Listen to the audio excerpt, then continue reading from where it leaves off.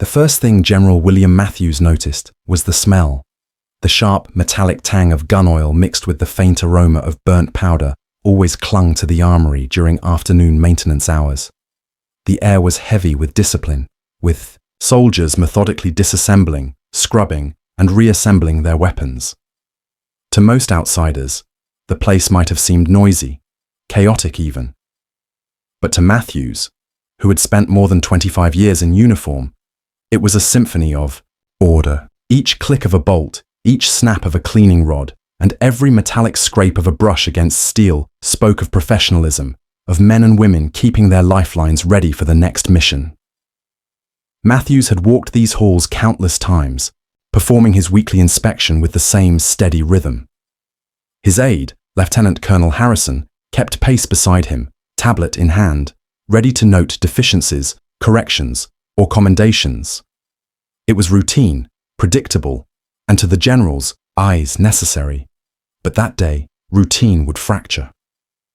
He barely glanced at the young soldier in the corner at first, just another figure hunched over her weapon, the massive Barrett M82A 150 caliber sniper rifle stretched across the bench like an iron beast under dissection.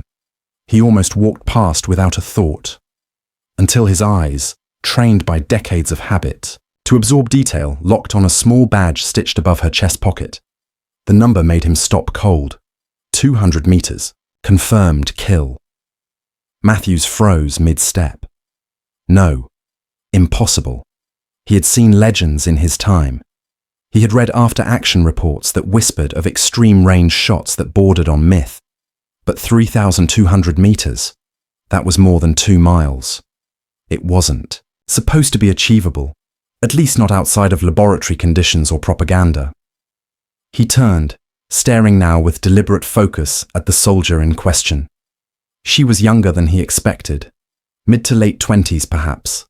Dark hair pulled into a regulation bun, uniform crisp but worn at the edges, not from neglect but from constant use. Her hands moved with methodical precision, each motion in the maintenance process fluid and rehearsed, as if she had done this same ritual thousands of times. The name tape read, Valdez. Rank, Staff Sergeant. Call sign, though he didn't know it yet. Ghost. She ignored his gaze at first, focused solely on her task. She had just finished stripping the bolt carrier group, laying the components in a neat, almost surgical row. Every piece gleamed under the fluorescent lights, wiped free of carbon and debris. The Barrett was not a weapon for the careless. At nearly 30 pounds unloaded, firing 50 caliber BMG rounds capable of punching through engine blocks, it was as much artillery as it was a rifle. Most soldiers treated the weapon with a mixture of awe and caution. Valdez treated it like an old companion. Matthews's curiosity hardened into professional suspicion. Slowly, he walked toward her bench, Harrison trailing close behind. His boots echoed off the concrete floor, and a few soldiers looked up from their cleaning kits, sensing their commander's attention had shifted. "Carry on, soldier," Matthews said as he approached, voice calm but authoritative. Valdez looked up, locking eyes with him briefly. Her salute was crisp, professional. Then, without hesitation, she returned to her work. She didn't flinch under the weight of a general's presence. That in itself was unusual. Most enlisted, especially in the presence of a flag officer, grew, stiff, nervous, or overeager to impress. This one remained calm, detached, focused. Matthews was about to move on until his gaze returned to that badge. 200 meters. Confirmed kill. He read it again. And again. The numbers did not change. "Soldier," he said, his tone now edged with disbelief. "That's impossible. No one has ever made a shot at that distance." Valdez paused, setting down the bolt carrier, with deliberate care before meeting his eyes. There was no arrogance in her expression, no defensiveness, only calm certainty. "Sir," she replied evenly, "the shot was confirmed by multiple observers and recorded by Mission Command. Documentation exists. It is classified, but the engagement occurred as indicated." Harrison nearly dropped his tablet. Matthews narrowed his eyes, studying her with renewed intensity. This young woman, sitting quietly in the corner of his armory, was claiming to have made a shot that would shatter every known record in military history, and she said it as if she were describing the weather. Matthews's voice lowered. Staff Sergeant Valdez, I want to see your service record, all of it. How does a soldier manage a 3,200-meter engagement when most trained snipers consider 1,500 meters extreme? Valdez did not flinch.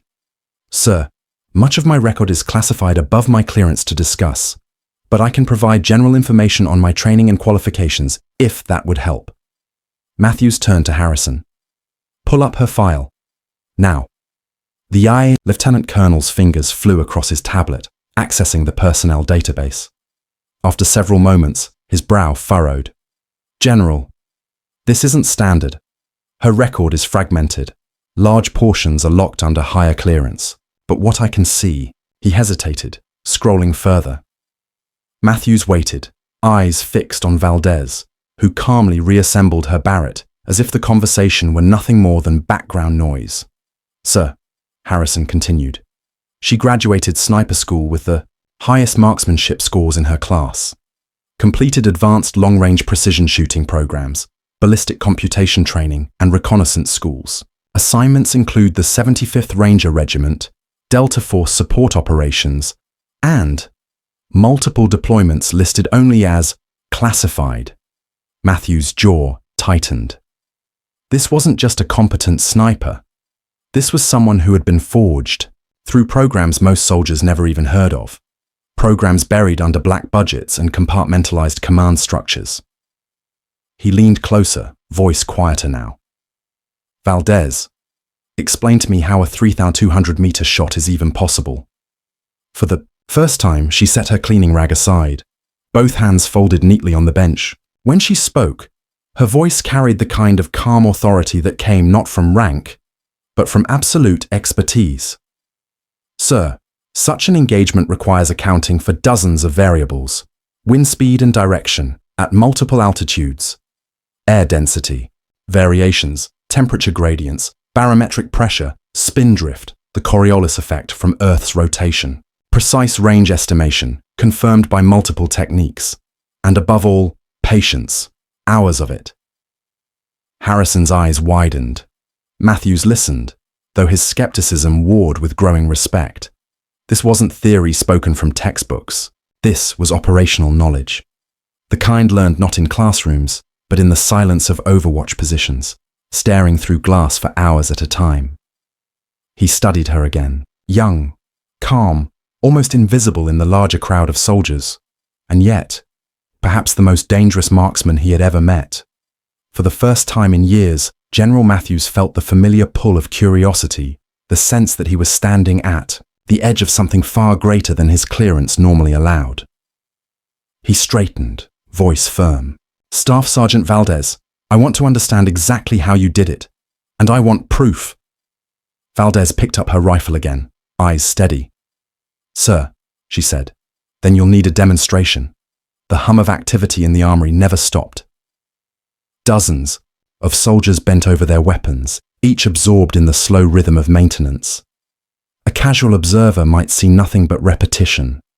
Rods scraping through barrels, rags wiping down bolts, the clink of brass brushes against steel. But to General Matthews' eye, sharpened over decades, every movement was a diagnostic. He could tell the difference between a soldier performing a task out of habit and one doing it out of necessity, between those who merely went through the motions and those who treated the weapon in front of them like a lifeline. Staff Sergeant Valdez clearly belonged to the latter category.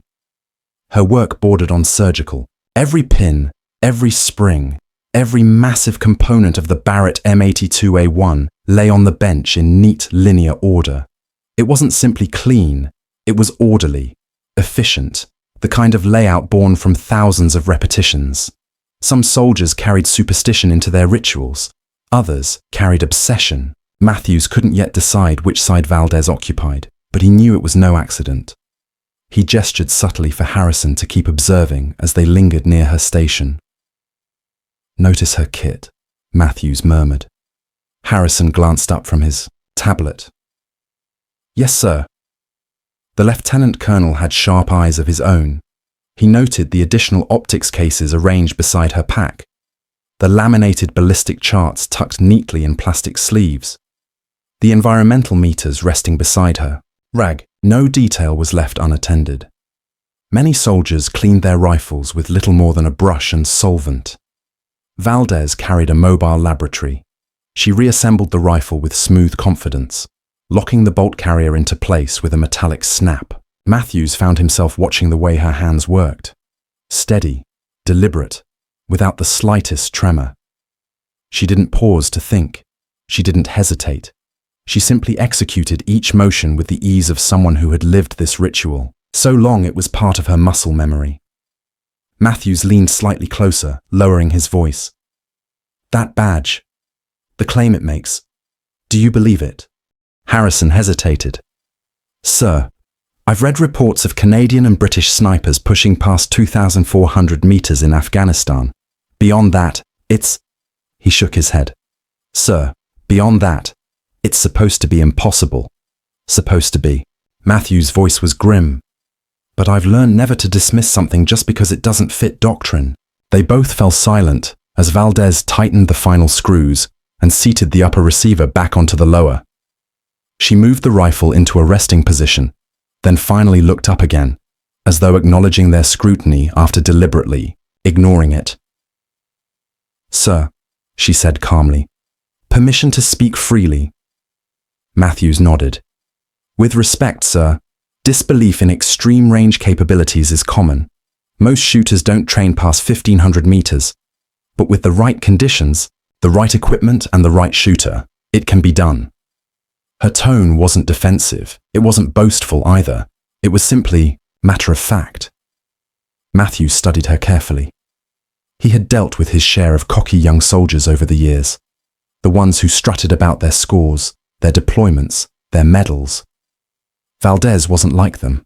There was no bravado, no eagerness to impress. She spoke as though she carried a burden rather than a trophy. Staff Sergeant, Matthews said at last, explain to me how you came to earn that badge. Valdez's expression didn't change, but her eyes flickered, briefly toward Harrison, then back to the general.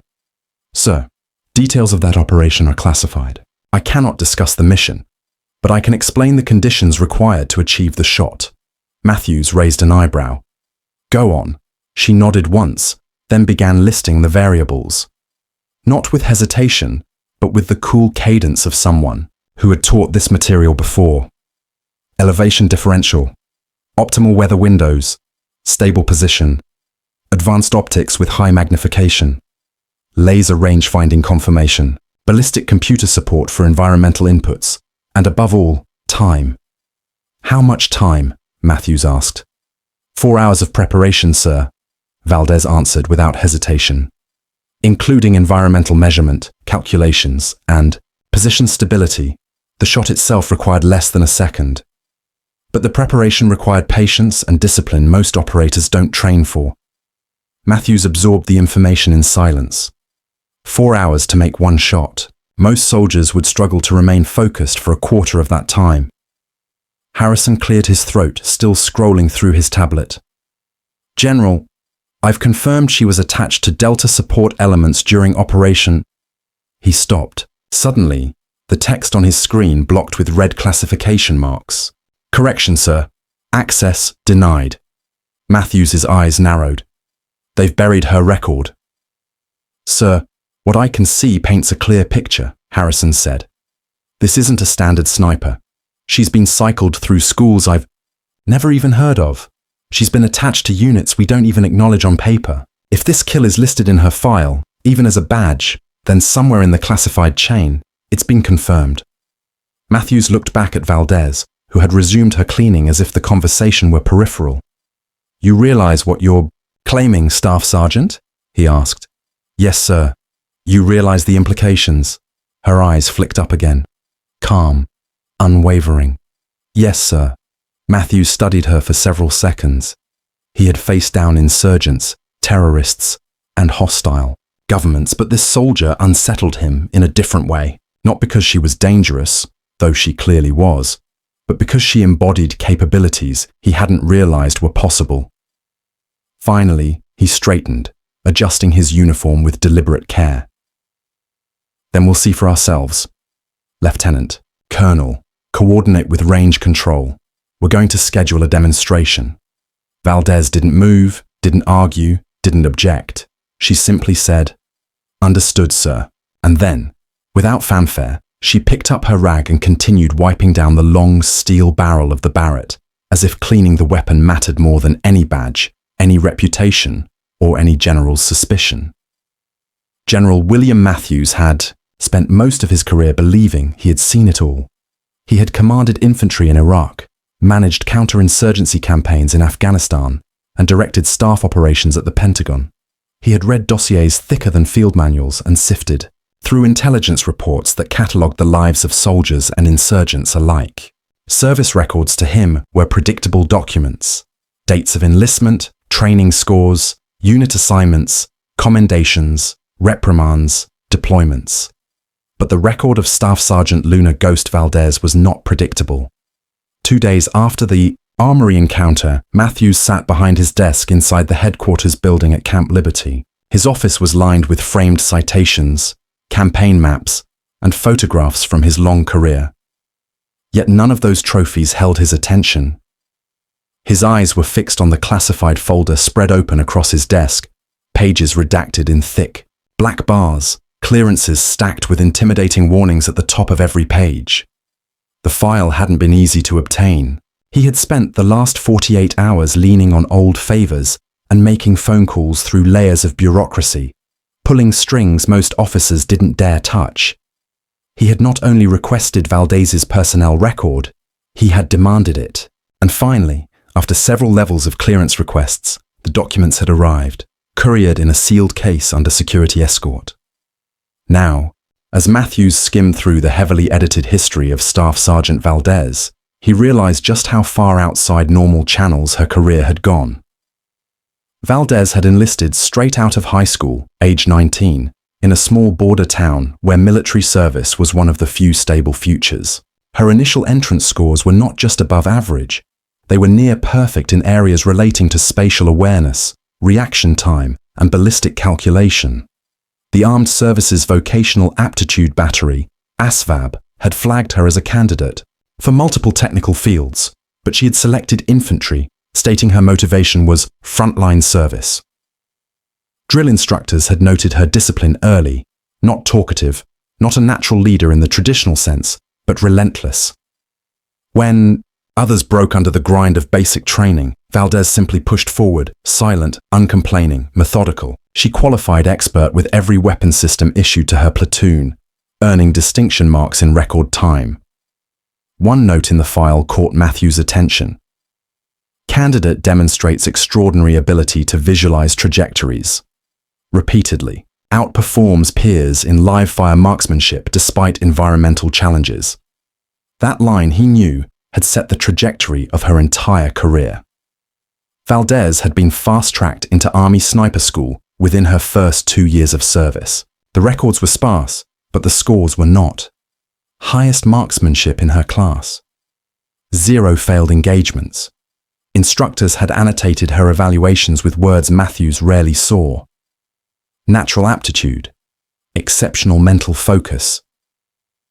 Exhibits. Patience beyond peers. Graduating sniper school was already a rare achievement, but Valdez hadn't stopped there. Her file listed a string of follow-on schools, many of which Matthews had only heard about in rumor. Long-range precision course. LOPC, specialized training for engagements beyond 2,000 meters. Few snipers attended, fewer still passed. Valdez had graduated top of her class. Ballistic Computation Program, BCP, a course designed for integrating advanced mathematics into firing solutions, far beyond standard sniper ballistics. Joint, Special Operations Sniper Integration, JSOSI, a classified program rumored to embed snipers directly into special mission units like Delta Force and SEAL Team 6. Valdez's attendance was confirmed, her results marked as exceeded. The progression was clear. She had been deliberately sculpted into something beyond a conventional sniper. Her deployments read like a ghost's trail. 5th Ranger Regiment, Overwatch Element. Special Forces Operational Detachment Delta. Support. Operations, Task Force Hydra. Details classified, Counter-Terrorism Detachment Zulu. Details classified. For each assignment, the notes were thin. Most missions were redacted entirely, marked only with results achieved. But a pattern emerged. Valdez wasn't rotated through standard tours. She was attached, deployed, and reassigned depending on mission profiles. Always where precision fire could make or break operations. One after-action report. Action. Partially visible through the redactions, caught Matthews's attention. Engagement executed at 2,150 meters. Hostile leadership target neutralized. Mission success attributed directly to Staff Sergeant Valdez's precision. Even before the now legendary 3-to-200-meter shot, she had been operating at ranges that most instructors dismissed as impossible. The file provided almost nothing about the operation itself. The location was listed as mountainous region, undisclosed. The target information was blacked out. Even the date had been redacted. But 3 things were clear. The shot had been confirmed by multiple observers. Mission Command had validated. The kill. The engagement had directly enabled the success of a hostage rescue. Matthews leaned back in his chair, absorbing the implications. A single round fired from over 2 miles away had changed the outcome of an operation involving dozens, possibly hundreds of lives. It wasn't just impressive. It was strategically significant. Buried deep in the file was her psychological evaluation. It described Valdez as introverted but stable, with a personality marked by extreme patience, low impulsivity, and high task focus. She was not socially dominant, not charismatic, not loud, but she was steady, reliable, a soldier who disappeared into the background until the moment her skill was required. The evaluator had added one final note. Staff Sergeant Valdez is not motivated by recognition. She demonstrates no apparent interest in accolades, advancement, or personal reputation. Her driving factor appears to be the execution of mission objectives with absolute precision. Matthews closed the file slowly, his mind circling the implications. This wasn't just a sniper. This was an asset. Someone who had been shaped, trained, and deployed for missions at the very edge of human and technological possibility. Someone who operated in silence, without complaint, and without desire for recognition. And someone who, despite all of that, now sat in his armory, quietly cleaning her rifle as though none of it mattered. Matthews rubbed his temple, staring at the redacted file. If half of what he'd read was true, if even a fraction of her service record was accurate, then the US military possessed a capability few even understood existed, and he was only just beginning to uncover it. General Matthews wasn't a man easily impressed, but after reading the fragments of Valdez's record, his skepticism had shifted into a harder, more uncomfortable state. Curiosity bordering on unease. The numbers didn't add up. In every lecture, in every sniper course he had ever observed, instructors drilled the same mantra. Practical maximum range, 1,500 meters. Anything beyond that entered the realm of probability more than certainty. Past 2,000, the math became punishing. Past 2,500, the bullet's energy degraded to the point of unpredictability. And yet here sat a staff sergeant who claimed, and had apparently been confirmed, to have killed at 3,200 meters. He needed to know how. 2 days later, Matthews summoned Valdez and Lieutenant Colonel Harrison to a briefing room adjacent to headquarters. The room was small, windowless, lined with maps, whiteboards, and a projector. It smelled faintly of dry erase markers and burnt coffee, the standard odor of military planning spaces. Valdez entered quietly, uniform immaculate, boots clean, rifle case left outside per protocol. She saluted, expression neutral. At ease. "Staff Sergeant," Matthews said, motioning her to sit. He remained standing, pacing slowly, as he gathered his thoughts. Harrison stood to the side, tablet ready to record. Matthews turned to Valdez, his voice direct. "Staff Sergeant, I've reviewed what I could of your record. I've read the notes on your training. Impressive, yes. But what I want is clarity. I want to know, in exact terms, what goes into a shot like the one you claim." "Yes, sir," Valdez said simply. She folded her hands on the table. Posture, straight but relaxed. "Good. Let's start from the beginning," Matthews said. "Walk me through the technical requirements for extreme long-range engagement. Assume I know nothing." "Yes, sir." Her voice was calm, precise.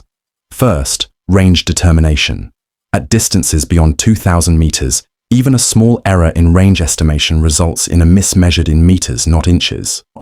For a shot at 3,200, range must be confirmed using multiple systems: laser rangefinders, map data, triangulation, and, if available, aerial surveillance overlays. She paused to make sure the general was following. Matthews nodded, arms folded. Second, environmental data. Bullets in flight that long are affected by everything in the atmosphere. Wind speed and direction at ground level isn't enough. We measure it at multiple altitudes using mirage observation, kestrel instruments, and sometimes drone sensors. Temperature gradients shift air density, which alters trajectory. Even barometric pressure matters. Harrison was typing furiously. Matthews stayed quiet, forcing her to continue. Third, ballistic computation. A standard sniper might adjust based on charts.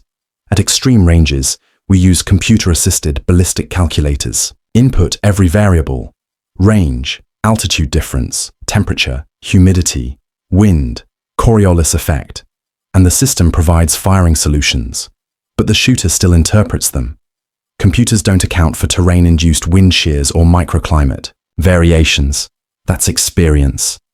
Matthews raised a hand. Hold. Coriolis effect. You're telling me Earth's rotation is a factor? Yes, sir. Valdez's tone was firm, but not lecturing. At 3,200 meters, flight time can exceed 6 seconds. In that time, the Earth has rotated beneath the bullet. The effect is small, maybe a foot or two of drift. But at that distance, a foot is the difference between a kill and a miss. Matthews exhaled slowly. He had read about Coriolis drift in academic articles, but had never considered it applied to real combat shots. Go on, he said. Fourth, shooter stability. Holding position for 4 hours is not unusual. The body becomes a liability. Muscle tremors, heartbeat interference, even breathing patterns must be controlled. It's less about pulling the trigger and more about eliminating every movement that could spoil the shot. Her eyes locked briefly with his. Discipline wins, not the rifle. For the first time, Matthews felt something shift in the room. Not arrogance, not pride, just truth delivered from experience. Valdez continued. At 3,200 meters, a 50 caliber round experiences significant drop. Depending on conditions, it can be 30 meters or more. We dial elevation into the optic, but mechanical adjustment only goes so far. Past a point, we rely on holdovers. That requires precise reticles and knowledge of bullet trajectory curves. Harrison frowned. 30 meters? That's, what, a 10-story building worth of drop? Yes, sir, Valdez confirmed. And the bullet's velocity is degraded to subsonic by impact. That increases flight instability. Only the right ammunition, hand-selected, maintains accuracy. Matthews leaned against the table, his mind racing. And you managed all this, in combat, with lives on the line. Yes, sir, because the alternative was mission failure. He circled slowly, eyes narrowing. Staff Sergeant, I've heard instructors call shots past 2,000 meters are all lottery, unreliable. You're telling me you've turned that lottery into a science? Valdez shook her head slightly. Not a science, sir. An art informed by science. The math gives you probabilities. The shooter makes judgment calls that shift those probabilities into reality. A sniper at this level is less a trigger puller and more a systems integrator. Weather, physics, terrain, ballistics, psychology of the target. All factors must converge.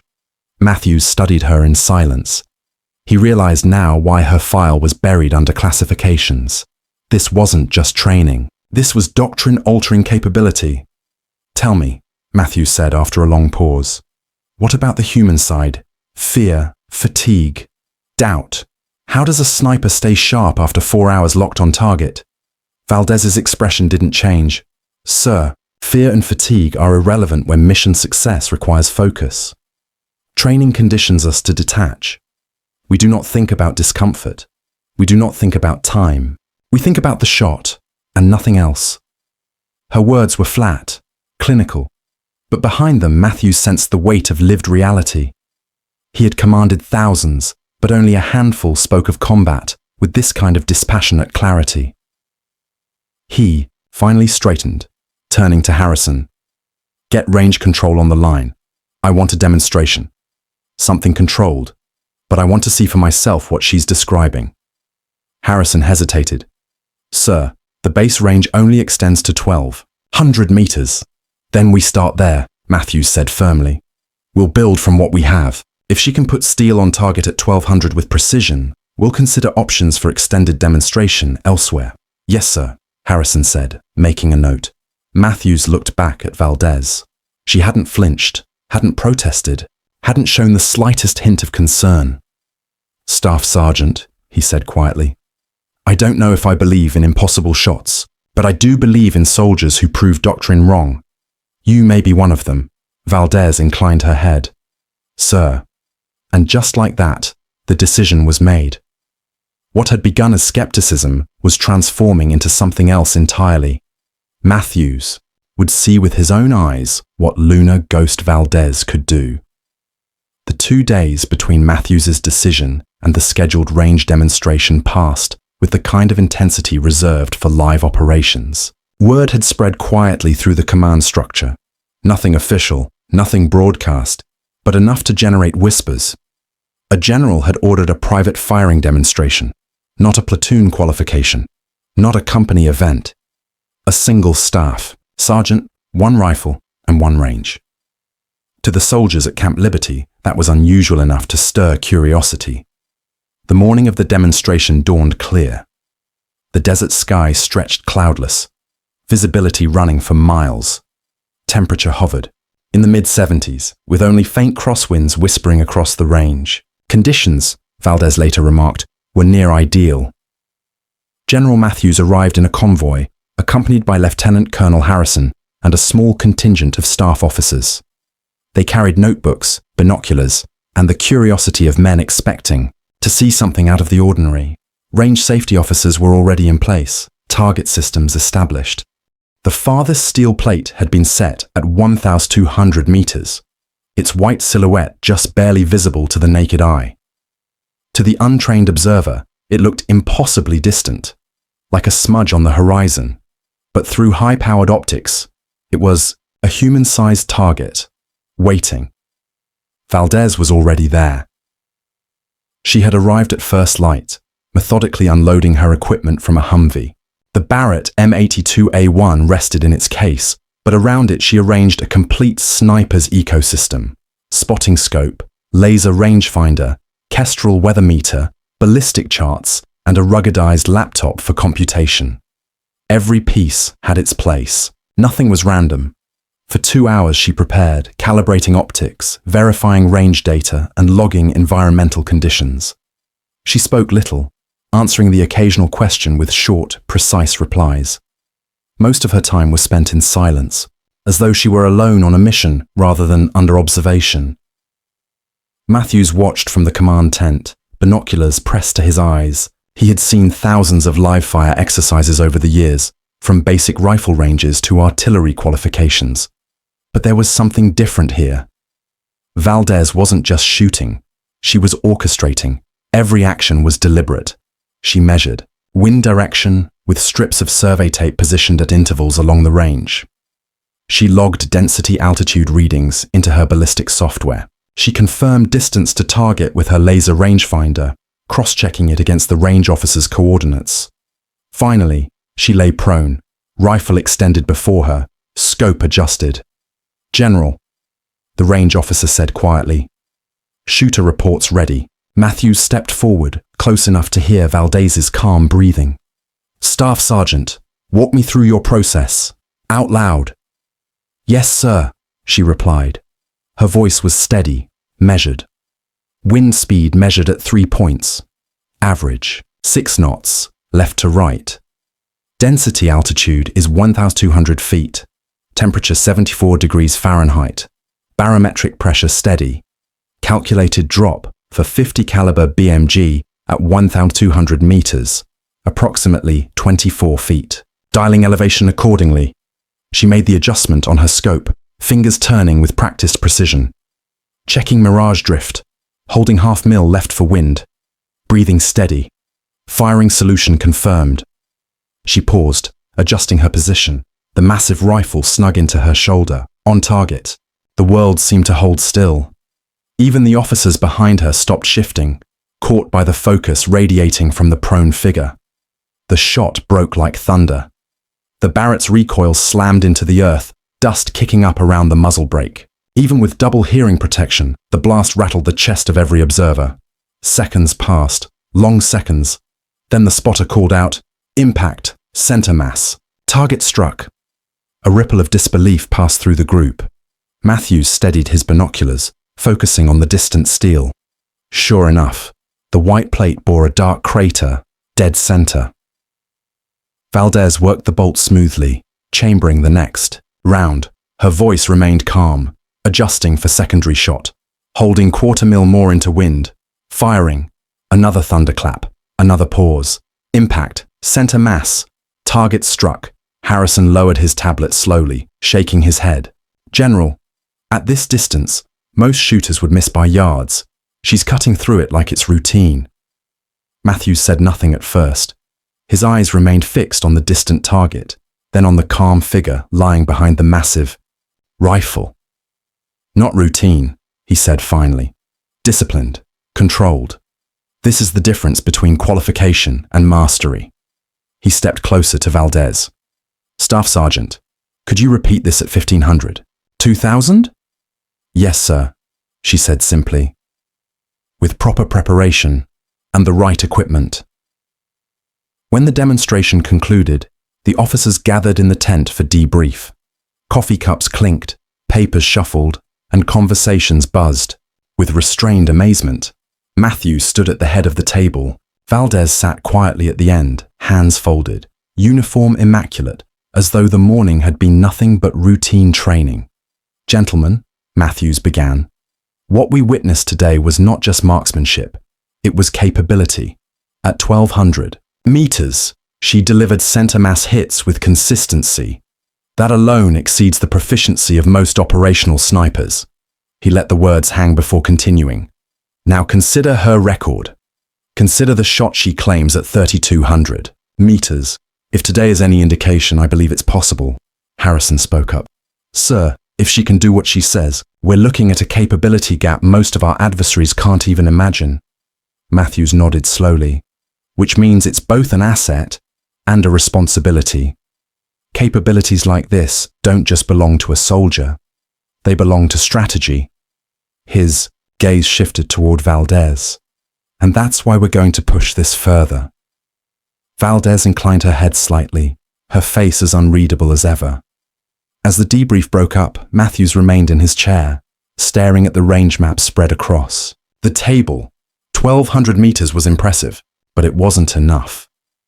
If he was to understand the full scope of what Staff Sergeant Luna Valdez represented, he would need to see her operate at distances closer to her legendary claim. And for that, he knew, Camp Liberty's range was insufficient.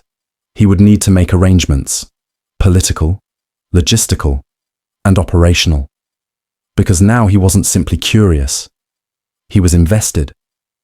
General Matthews had expected resistance. He had not expected how deep it went.